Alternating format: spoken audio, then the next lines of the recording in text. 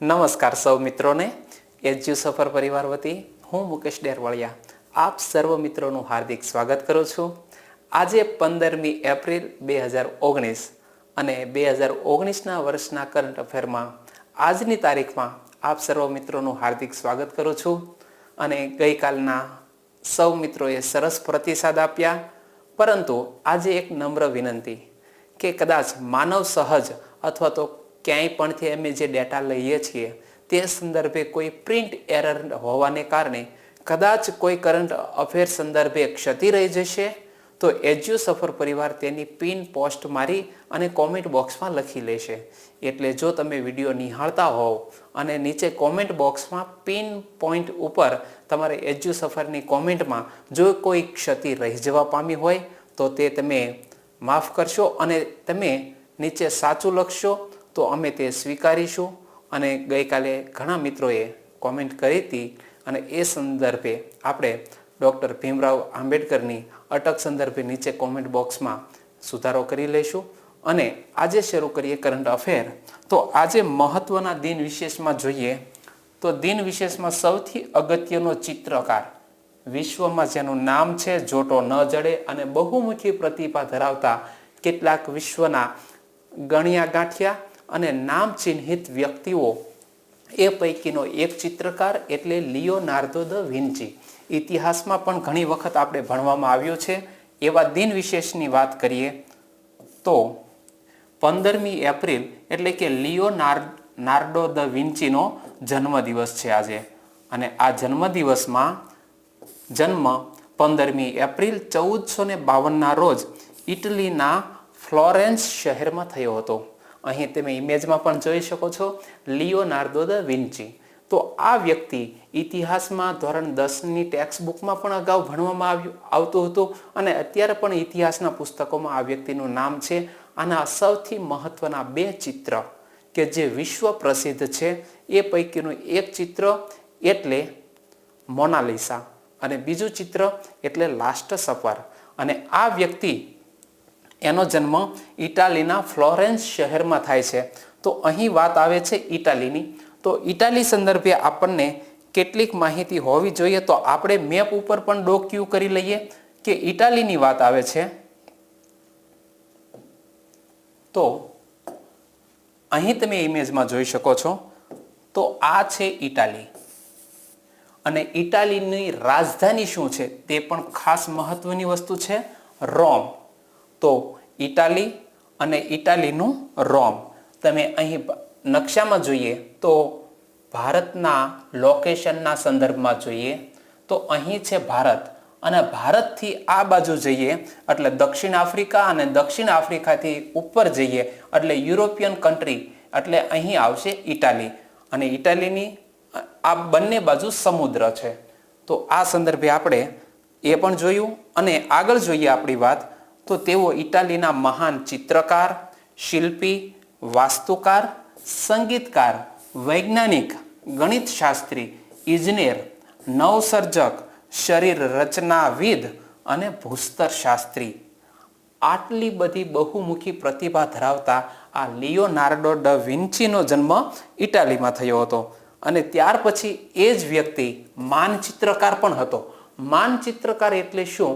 તો કે નકશા બનાવવામાં પણ તેનો કોઈ જોટો જડે એવો ન હતો. તે વનસ્પતિ શાસ્ત્રી તેમજ લેખક જેવી બહુમુખી પ્રતિભા ધરાવતો હતો. અહીં માનચિત્રની વાત આવે છે, નકશાની વાત આવે છે તો આપણે લિયોનાર્દો દ વિન્ચી કે 1452માં જન્મ એટલે કે આજથી 600 વર્ષ પહેલાનો સમયગાળો, 500 વર્ષ ગણી લ્યો ને. તો 500 વર્ષ પહેલા આ વ્યક્તિએ સેટેલાઇટ વ્યૂથી પણ ચિત્ર બનાવી શકતો હતો એવી એ દીર્ઘ દ્રષ્ટિ ધરાવતો હતો. અને એનું પણ હું તમને એક ચિત્ર બતાવવા માંગુ છું.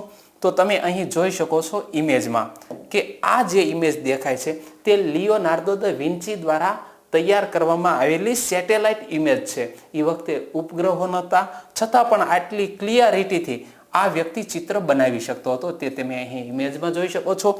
આ વ્યક્તિ વિશે આપણે આગળ જોઈએ તો મોનાલિસાનું ચિત્ર બનાવનાર લિયોનાર્દો દ વિન્ચીની ગણના વિશ્વના મહાનતમ ચિત્રકારોમાં થાય છે. અહીં તમે ઇમેજમાં જોઈ શકો છો. તો આ આપણને એક સ્વાભાવિક લાગે કે આ મોનાલિસાનું ચિત્રમાં વિશેષતા શું છે કે વિશ્વ પ્રસિદ્ધ છે. તો આના ચહેરા ઉપર એક સાથે બે ભાવ થોડી વાર નિહાળશો તો તમને આ સ્ત્રીનું પાત્ર હસતું લાગશે, અને થોડી વખત પછી નિહાળશો તો આ વ્યક્તિ ઉપર ચહેરામાં કરુણ એટલે કે રુદનનો ભાવ જોવા મળશે. તો આવી દ્વિ પરિમાણીય કે જેના ચહેરા ઉપર એક સાથે બે ભાવ નિહાળી શકાય એવું આ ચિત્ર એટલે આ વિશ્વ પ્રસિદ્ધ થયું છે. તો ખાસ યાદ રાખજો મોનાલિસા. અને ત્યાર પછી આગળ જોઈએ તો ઉપરાંત ઇતિહાસમાં સૌથી મહાનતમ બહુમુખી પ્રતિભા ધરાવનારાઓમાં પણ તેમની ગણના થાય છે.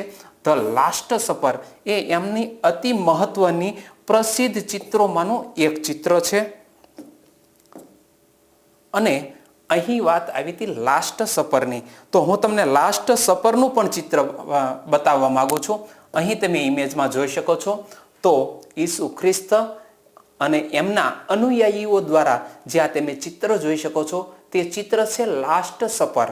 તો એ પણ તમે અહીં સેજ ઝૂમ કરી અને તમે જોઈ શકો છો. સરસ મજાનું આ લાસ્ટ સપર. તો આપણા મગજમાં બે મહત્વની ચિત્રકૃતિઓ હોવી જોઈએ. એક છે મોનાલિસા અને બીજું છે લાસ્ટ સપર.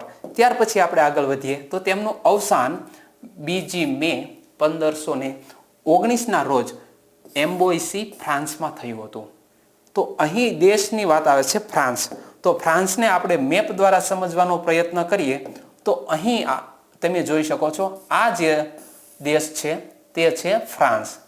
અને ફ્રાન્સમાં અહીં જે ટૂર્સ લખેલું છે તેની બાજુમાં જ આ એમ્બોઇસી આવેલું છે. અને ત્યાં આપણે મહત્વની વાત છે દેશની કે ફ્રાન્સ દેશમાં લિયોનાર્ડો દ વિન્ચીનું અવસાન થયું હતું. ત્યાર પછી કરંટ અફેરમાં આપણે આગળ વધીએ તો વાત આવે છે ભારત દેશની. પ્રસાર ભારતીના અધ્યક્ષે પુસ્તિકાનું વિમોચન કર્યું છે. તો પ્રસાર ભારતી એના અધ્યક્ષ કોણ છે એ સૌથી મહત્વની વાત. અહીં તમે ઇમેજમાં જોઈ શકો છો. એ સૂર્યપ્રકાશ એ આપણા પ્રસાર ભારતીના અધ્યક્ષ છે. તો આના માટે આપણે જો શોર્ટ ટ્રીકથી યાદ રાખવું હોય તો સૂર્યનો પ્રકાશ એ પ્રસાર થાય છે, વાતાવરણમાં ફેલાય છે એટલે પ્રસાર થાય છે. તો મતલબ કે સૂર્યનો પ્રકાશ પ્રસાર થાય છે. તો સૂર્યપ્રકાશ એ પ્રસાર ભારતીના અધ્યક્ષ છે. તો આપણા માટે એક શોર્ટ ટ્રીક પણ બની ગઈ. અધ્યક્ષ સૂર્યપ્રકાશ એ સમગ્ર ભારતમાં પ્રસાર થાય છે એટલે પ્રસાર ભારતી અને એ સૂર્યપ્રકાશ. તો આ પણ આપણને યાદ રહી જશે. અને પ્રસાર ભારતીના અધ્યક્ષ એ સૂર્યપ્રકાશ 12 એપ્રિલ 2019ના રોજ નવી દિલ્હી ખાતે સંવિધાન સભા में डॉक्टर भीमराव आंबेडकर के चयनित भाषण તો આ નામના પુસ્તકનું વિમોચન કર્યું હતું. એટલે કે બંધારણ સભામાં ડોક્ટર ભીમરાવ આંબેડકરના પસંદગી પામેલા ચૂંટી કાઢવામાં આવેલા ભાષણોનો જે સમૂહ છે એ સંદર્ભે એક પુસ્તક બહાર પાડવામાં આવ્યું છે. અને આ પુસ્તક પ્રકાશિત કર્યું હતું એ સૂર્યપ્રકાશે, પ્રસાર ભારતીના અધ્યક્ષ. અને આ કાર્યક્રમનું આયોજન ડોક્ટર ભીમરાવ આંબેડકરની 128મી જન્મ જયંતિ નિમિત્તે કરવામાં આવ્યું હતું. તો અહીં એ પણ યાદ રાખજો કે તાજેતરમાં ભીમરાવ આંબેડકરની કેટલામી જન્મ જયંતિની ઉજવણી થઈ? 128મી. ત્યાર પછી આપણે કરંટ અફેરમાં આગળ જોઈએ તો ડિજિટલ સુકૂનને સર્વશ્રેષ્ઠ ડિજિટલ એજન્સી પુરસ્કાર મળ્યો છે. તો અહીં તમે જોઈ શકો છો ડિજિટલ સુકૂન એ એક પોર્ટલ સંદર્ભે. તો આ ડિજિટલ સુકૂનને સર્વશ્રેષ્ઠ ડિજિટલ એજન્સી પુરસ્કાર મળ્યો છે. એક પોર્ટલ છે, વેબસાઇટ છે. તો અહીં એક મહત્વની વાત કે આ પુરસ્કાર મળ્યો છે ડિજિટલ સુકૂનને. તો તેના સ્થાપક કોણ છે? સુધાંશુ કુમાર. અહીં તમે ઇમેજમાં જોઈ શકો છો કે ડિજિટલ સુકૂન સંદર્ભે સુધાંશુ કુમાર પોતે હાથમાં ટ્રોફી લઈ અને આ પુરસ્કાર સ્વીકારતા નજરે પડે છે. અને ડિજિટલ સુકૂનને 10 એપ્રિલ 2019ના રોજ આંતરરાષ્ટ્રીય માનવ અધિકાર પરિષદ દ્વારા ડોક્ટર બાબા સાહેબ આંબેડકર નોબેલ પુરસ્કારથી સન્માનિત કરવામાં આવ્યું છે. તો અહીં તમે તેનો લોગો જોઈ શકો છો, ડિજિટલ સુકૂન. અને તેને પુરસ્કાર મળ્યો, તે પુરસ્કારનું નામ ખાસ યાદ રાખજો, ડોક્ટર બાબા સાહેબ આંબેડકર નોબેલ પુરસ્કાર. અને ત્યાર પછીના આગળના સમાચાર જોઈએ તો વિશ્વ એલર્જી સપ્તાહની ઉજવણી કરવામાં આવી છે. WHO એટલે કે વર્લ્ડ એલર્જી ઓર્ગેનાઇઝેશન. તો અહીં ફૂલ ફોર્મ પણ જોઈ શકો છો, વર્લ્ડ એલર્જી ઓર્ગેનાઇઝેશન. અને તાજેતરમાં આ સંગઠન દ્વારા એક વિશ્વ એલર્જી સપ્તાહની ઉજવણી કરવામાં આવી છે. અને તે સપ્તાહની તારીખ કઈ હતી તે તમે અહીં જોઈ શકશો. 7 થી 13 એપ્રિલ દરમિયાન વર્લ્ડ એલર્જી વીકની ઉજવણી થઈ અને તેની થીમ શું રાખવામાં આવી હતી તો અહીં થીમ પણ તમે જોઈ શકો છો, the global problem of food energy. The global problem of food energy એ આ વર્લ્ડ એલર્જી વીકની થીમ રાખવામાં આવી હતી. તો એ સમાચાર સંદર્ભે આપણે આગળ વાત કરીએ તો 7 એપ્રિલથી 13 એપ્રિલ સુધી વિશ્વ એલર્જી સપ્તાહની ઉજવણી કરવામાં આવી. 2019ની થીમ, કોઈ પણ વીક ઉજવવામાં આવે એટલે એની ચોક્કસ થીમ રાખવામાં આવે. તો આ વર્લ્ડ એલર્જી સપ્તાહની જે થીમ હતી તે અહીં તમે જોઈ શકશો, ખાદ્ય એલર્જીની વૈશ્વિક સમસ્યા, જે આપણે ઇંગ્લિશમાં અહીં લોગોમાં જોયું. તો એ ખાસ યાદ રાખવા જેવું. વિશ્વ એલર્જી સપ્તાહનું આ અભિયાન વિશ્વ એલર્જી સંગઠન એટલે કે વર્લ્ડ એલર્જી ઓર્ગેનાઇઝેશન દ્વારા ચલાવવામાં આવે છે. કદાચ ફૂલ ફોર્મ પૂછાય, WHO નું ફૂલ ફોર્મ શું છે તો વર્લ્ડ એલર્જી ઓર્ગેનાઇઝેશન. આગળ જોઈએ આપણે તો આ સપ્તાહ ઉજવવામાં આવ્યું તેનો મુખ્ય ઉદ્દેશ્ય શું હોય છે. ઉદ્દેશ્ય માનવ સમુદાયમાં એલર્જીના પ્રભાવ વિશેની જાગૃતિ લાવવાનો છે. ત્યાર પછી આપણે ન્યૂઝમાં આગળ જોઈએ તો મુરલી કાર્તિકને ફેન્ટસી 11નો બ્રાન્ડ એમ્બેસેડર બનાવાયો છે.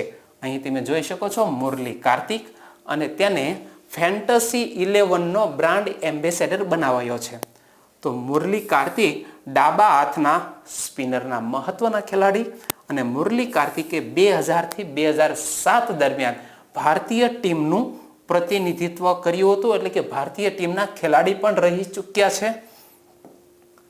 અને ત્યાર પછી આગળ જોઈએ તો 14મી એપ્રિલના રોજ વિશ્વ આગ સેવા દિવસ ઉજવવામાં આવ્યો છે. તો અહીં વિશ્વ આગ સેવા દિવસ ઉજવવામાં આવ્યો 14મી એપ્રિલ. તો આ દિવસની ઉજવણીની શરૂઆત 1944માં થઈ. શા માટે ઉજવવામાં આવે છે, આના પાછળ કઈ ઘટના જવાબદાર છે એની વાત અહીં છે કે 14મી એપ્રિલ 1944ના રોજ મુંબઈના વિક્ટોરિયા ડોકમાં SS ફોર્ટ સ્ટાકાઇન શિપમાં ભયંકર આગ લાગી અને જાનમાલને મોટું નુકસાન થયેલું, તથા મુંબઈના અગ્નિશામક દળના જે બચાવ કરનારા વ્યક્તિઓ હતા એના 66 જવાનો અને અધિકારીઓ મૃત્યુ પામ્યા હતા. અને તેથી તે નિમિત્તે ભારત સરકાર દ્વારા બલિદાન આપનારને શ્રદ્ધાંજલિ આપવા દર વર્ષે 14 એપ્રિલના રોજ વિશ્વ આગ સેવા દિવસ ઉજવવામાં આવે છે. 1944નું વર્ષ હતું અને આ ભયંકર દુર્ઘટના, એ સમયે ભારત દેશ આઝાદ ન હતો એટલે આ દિવસની ગણના પણ એ સંદર્ભે થાય છે. રાષ્ટ્રીય આગ સેવા દિવસ નથી. આ દિવસે આગ અટકાવવાની પ્રવૃત્તિઓને પ્રોત્સાહન આપવા અને આગ સલામતી અંગે વિવિધ કાર્યક્રમો પણ યોજવામાં આવે છે. આગળ જોઈએ આજના ન્યૂઝમાં તો ખેલ જગત. બોક્સિંગ વર્લ્ડ કપમાં મીના કુમારી મેસરામે ગોલ્ડ મેડલ મળ્યો છે. તો અહીં આ વ્યક્તિનું નામ ખાસ યાદ રાખવા જોઈએ, કારણ કે વિશ્વ લેવલની બોક્સિંગ વર્લ્ડ કપ જે યોજાણી એમાં મીના કુમારી મેસરામને ગોલ્ડ મેડલ મળ્યો છે. તમે અહીં ઇમેજમાં જોઈ શકો છો. પણ સૌથી મહત્વની વાત એ કે કઈ કેટેગરીમાં તેને બોક્સિંગમાં વર્લ્ડ કપમાં ગોલ્ડ મેડલ મળ્યો છે. તો મીના કુમારી મેસરામને 54 કિલોગ્રામની કેટેગરીમાં થાઈલેન્ડમાં યોજાઈ હતી અને સ્થળ હતું માચાઈ બુનિયાનુતને. થાઈલેન્ડની જે આ વ્યક્તિ હતી તેને હરાવી હતી અને નામ થોડુંક અટપટું છે. માચાઈ બુનિયાનુતને પરાજય આપી અને પોતે આ ગોલ્ડ મેડલ મેળવ્યો હતો. આ ટુર્નામેન્ટ જર્મનીના કોલેન શહેરમાં યોજાઈ હતી. તો આ મહત્વની વાત કે તાજેતરમાં જ તે બોક્સિંગ વર્લ્ડ કપ ટુર્નામેન્ટ કયા શહેરમાં અથવા તો કયા દેશમાં યોજાઈ હતી તો કોલેન શહેર અને જર્મની. ત્યાર પછી આગળ જોઈએ તો મીના કુમારીએ 3 નેશનલ ચેમ્પિયનશિપ ઉપરાંત 2014ની અંદર એશિયન ગેમ્સમાં બ્રોન્ઝ મેડલ જીત્યા હતા અને ભારતે આ પ્રતિષ્ઠિત યુરોપિયન ટુર્નામેન્ટમાં 5 મેડલ જીત્યા છે. બાસુ માત્રે અને સાક્ષીને સિલ્વર મેડલ મળ્યો છે. તો આ બે વ્યક્તિને સિલ્વર મેડલ મળે છે. કુલ 5 મેડલ થાય છે. બાસુ માત્રે, સાક્ષી બંનેને સિલ્વર મેડલ. અને એની પણ ચોક્કસ કેટેગરી હશે. તો તાઇજુ યિંગ અને મોમાતા બીજી વખત સિંગાપોર ઓપન ચેમ્પિયન બન્યા છે. અહીં અલગ એક સમાચાર રજૂ થાય છે કે સિંગાપોર ઓપન ચેમ્પિયન એ બેડમિન્ટન સાથે સંકળાયેલી રમત અને તેઓ બંને બેડમિન્ટન રમત સાથે જોડાયેલા ખેલાડી છે. તો એ બંને ચેમ્પિયન બન્યા છે, તાઇજુ યિંગ અને મોમાતો. તો મોમાતો બીજી વાર ચેમ્પિયન બની ચૂક્યા છે.